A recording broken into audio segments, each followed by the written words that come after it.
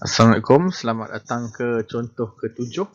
Jadi contoh ketujuh ni adalah kita rengkan sempurna lagi dengan sistem panas lampau dan kerja yang dilakukan ke atas pam diabaikan. Jadi kita baca soalan dulu. So sebuah logic water steam beroperasi pada tekanan 40 bar dengan keadaan steam bersuhu 450 darjah Celsius dan tekanan pemeluap 0.045 bar. Anggapkan sistem bekerja pada kitar rengkai yang sempurna, maknanya kecekapan isentropi dia 100% dan kerja yang dilakukan ke atas pam diabaikan. Maksud dia kerja pam W pam adalah sama dengan kosong lah. Jadi lakarkan gambar rajah kitar rengkai. B. Tentukan nilai-nilai berikut haba yang dibekalkan ke dalam sistem. Nombor 2, kerja keluaran turbin. Nombor 3, kerja bersih. Nombor 4, kecekapan kitar. Nombor 5, nisbah kerja. Dan nombor 6, penggunaan steam tertentu. So, itu soalan-soalan dia. Jadi, kita cuba selesaikan satu persatu. Okey. So, soalan yang pertama, dia kata lakarkan gambar rajah kitar rengkai pada gambar rajah TS lah. Jadi, macam biasalah, lukisan ni sama jugalah dengan contoh 6 tadi. Tak ada apa perubahan. Cuma dalam ni kita yang berbeza tadi yang kita kata sekarang ni kita katakan kecekapan pam kita abaikan lah. Tadi kita untuk soalan contoh 6 kita kira nilai pam. Tapi dalam kes ni contoh nombor 7 ni kerja pam tu diabaikan jadi kerja pam kosong lah.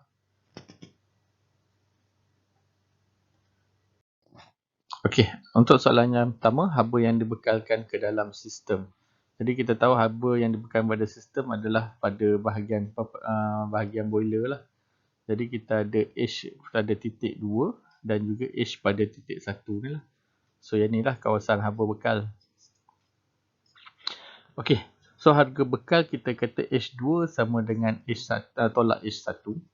Dan kita tahu pada masa yang sama kerja pam diabaikan. Jadi kalau kerja pam diabaikan, jadi kita boleh assume H1 adalah sama dengan H2 sebab Q bekal adalah sama dengan H4 tolak dengan H1. Tapi dalam kes ni apabila dia punya kerja bekal tu sama dengan kosong, jadi kita boleh kata H1 adalah sama dengan H4. So Q bekal adalah sama dengan H2 tolak dengan H4. Kita boleh assume benda tu juga dalam kes ni lah. So, apa yang kita nak kena identify sekarang, kita ada 3 benda yang kita boleh identify lah.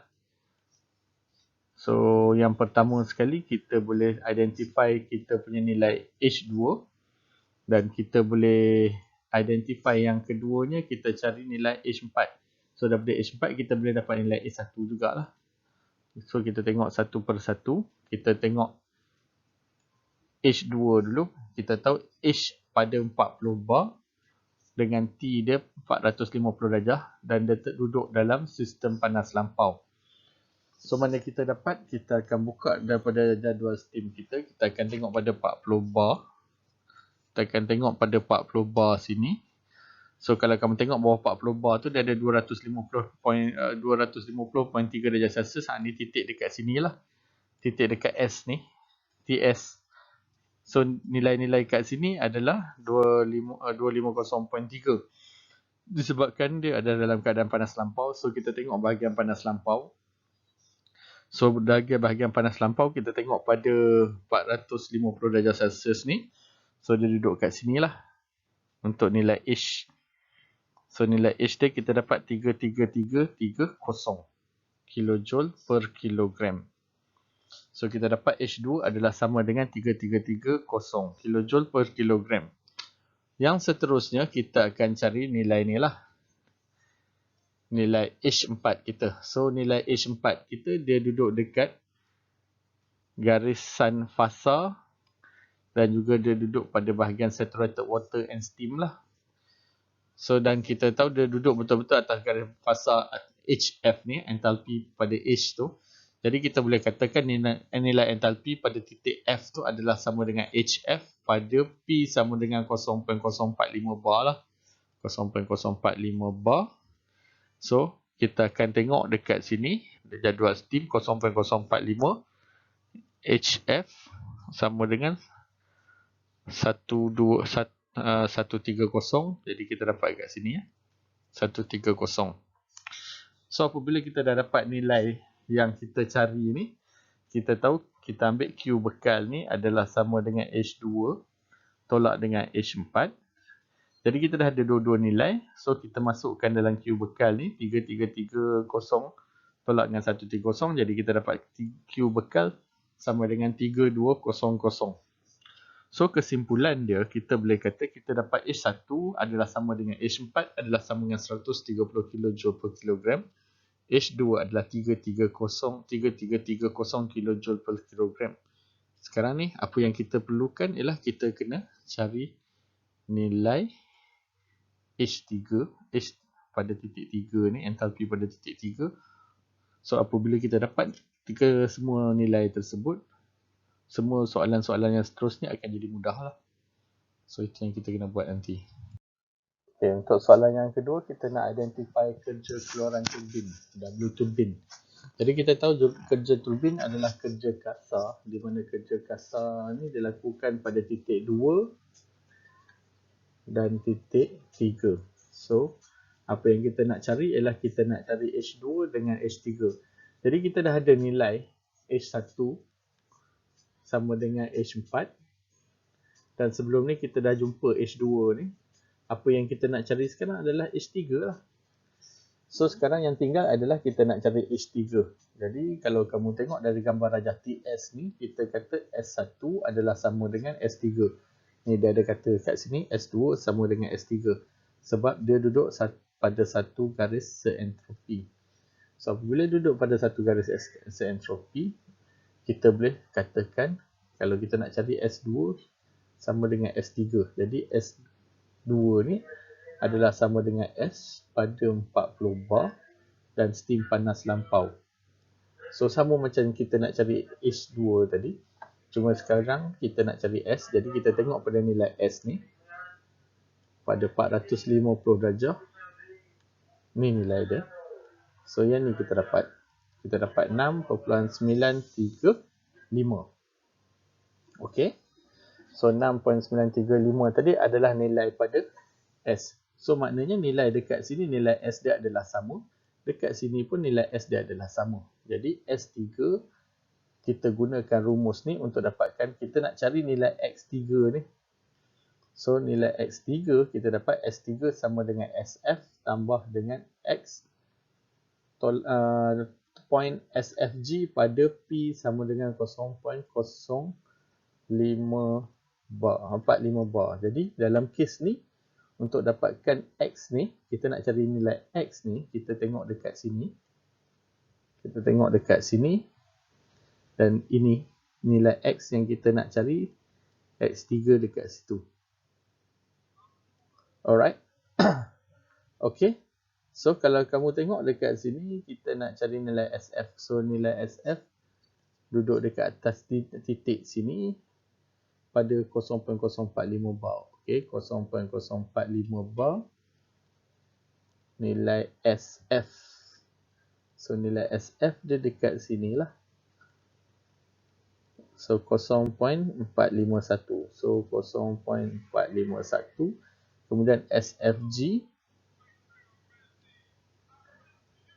7.980. Jadi apabila kita manipulatekan dia untuk dapatkan nilai X3, dia akan susun jadi 6.070 tolak 0.451 bahagikan dengan 7.980. Jadi kita akan dapat nilai X3 adalah sama dengan 0.813. So apabila kita dapat nilai X3 ni, kita boleh carilah nilai H3 yang kita kehendaki. So nilai H3, kita boleh pakai rumus yang sama dengan untuk entalpi ni tadi, entropi ni tadi, S tadi. Kita tukar kepada H. Jadi H3 adalah sama dengan HF tambah X3 HFG pada 0.045 bar dalam keadaan steam basah. Inilah steam basah kawasan ni. So H3 45 bar, still 45 bar. Tapi dia tengok pada H. H adalah sama dengan 130. So 130.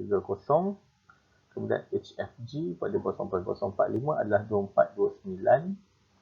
Kemudian kita masukkan nilai X dekat sini. So kalau kita corakkan, kita dapat H3 adalah sama dengan 2103. Jadi soalan, kita balik pada soalan tadi, kita kata kita nak W kerja turbin atau kerja kasar, iaitu H2 tolak dengan H3. So kita dah ada H2 daripada sebelum ni, dan kita ada nilai H3 yang kita perolehi kat sini.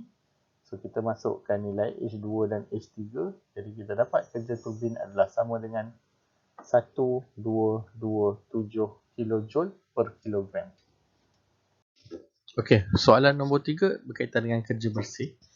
Jadi kerja bersih adalah sama dengan kerja yang dilakukan oleh turbin tolak dengan kerja yang dilakukan oleh pump. So kita dah katakan dah dalam soalan, kita kata kerja yang dilakukan oleh pump adalah diabaikan, jadi kita dapat kosong. Oleh sebab yang demikian, kerja bersih adalah sama dengan kerja turbin lah. Jadi kerja turbin adalah 1227, maka kerja bersih pun adalah samalah dengan kerja turbin 1227 kJ per kilogram. Untuk kecekapan kita adalah sama dengan kerja bersih bagikan dengan Q bekal. Jadi kerja bersih kita dapat baru tadi 1227 bahagikan dengan Q bekal yang pada soalan yang pertama tadi 3200, jadi kita dapat 0.3834 darabkan dengan 100%, kita dapat 38.34%. Okey, untuk nisbah kerja, tadi kita dah kata nisbah kerja adalah sama dengan kerja bersih bagi dengan kerja kasar. Jadi dalam soalan ni, kita katakan kerja yang dilakukan oleh pump kita abaikan. Jadi kerja bersih dah jadi kerja turbin. Dan kita tahu kerja kasar tu adalah kerja yang dilakukan oleh turbin. Oleh sebab yang demikian, nisbah kerja jadi satulah dalam kes ni.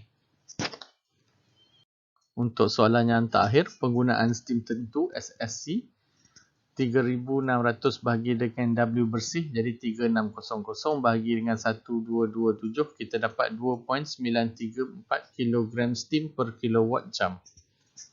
Okey, itu sahaja. Sekian, terima kasih.